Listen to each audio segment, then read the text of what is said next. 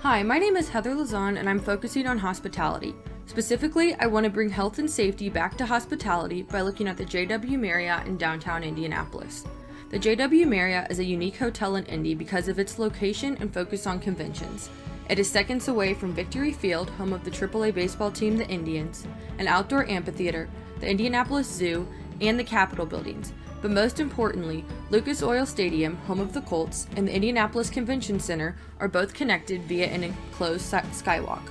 Indianapolis hosts the Big Ten Championships and the NFL Combine every year, as well as the Final Four every 4 years, and the JW Marriott serves as the A-list hotel for each event, hosting multiple separate events in their breakout rooms and ballrooms each time.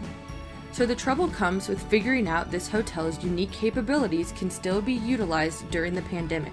After analyzing the event spaces during a main check-in and check-out time, during an event or gala, during midday, and during night owl traffic, I have highlighted in white some of the key moments of danger for spreading disease. Many of the problems spurring from the types of doors the hotel uses and keeping people socially distanced at all times.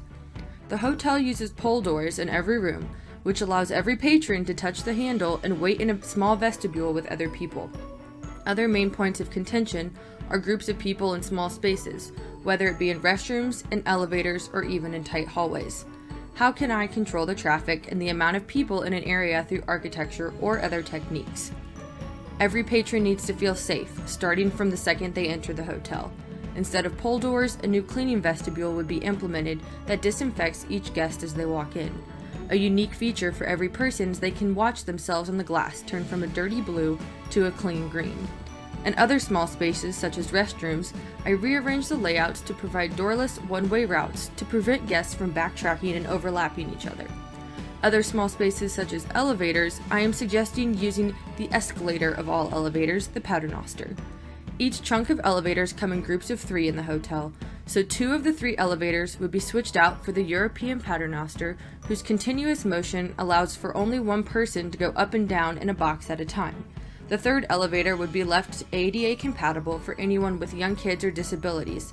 However, a guest would have to acquire permission when checking in order to use the ADA elevator. Other concepts put into effect would be hand-washing stations with free masks put in all public areas and lobbies.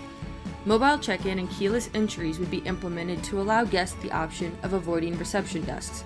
And finally, to promote social distancing, upon check-in, all guests would be logged into a space tracking app, which allows them only within 6 feet of people in their group. Once within 6 feet of a different guest, the phone would turn red and vibrate.